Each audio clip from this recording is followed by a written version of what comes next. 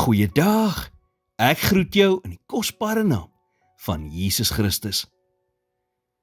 In die antieke wêreld het 'n herder se werk nie geëindig wanneer die son gesak het nie. Deur die dag het die herder die kudde deur groen weivelde en langs stille waters gelei.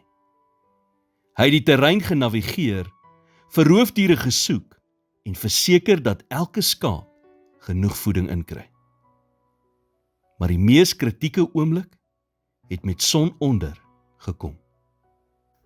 'n Tradisionele skaapkraal was dikwels net 'n sirkelvormige muur van klippe wat op mekaar gestapel was met 'n gaping wat in die muur oopgelaat was. Hierdie gaping het dan gedien as die ingang. Die skape het die kraal binne gegaan en dan het die herder direk voor daardie opening gaan lê.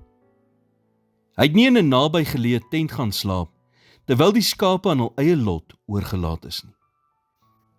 Nee, hy het sy liggaam fisies in die gaping geposisioneer en letterlik die hek geword.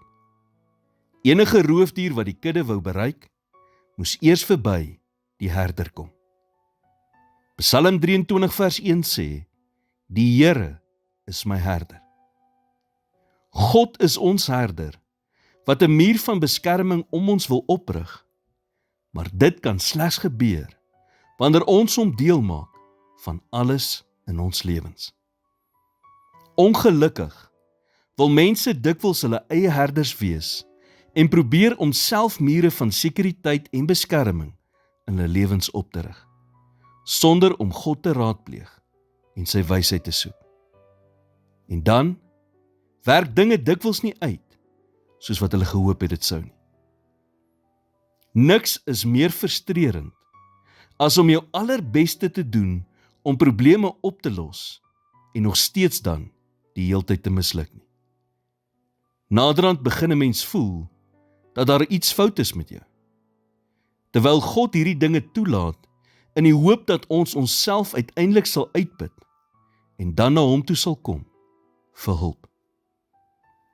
Goddelike beskerming en leiding begin by totale afhanklikheid van God. Dit begin deur hom te raadpleeg in al die keuses wat jy in jou lewe moet maak. Here, dankie dat U die beskermer is van my lewe. Vergewe my vir die kere wat ek my eie herder wou wees en my eie mure van beskerming wou oprig, in plaas van om U te nader in alles wat ek aanpak. Ek verklaar en erken vandag dat ek totaal afhanklik is van U. In Jesus naam bid ek dit. Amen.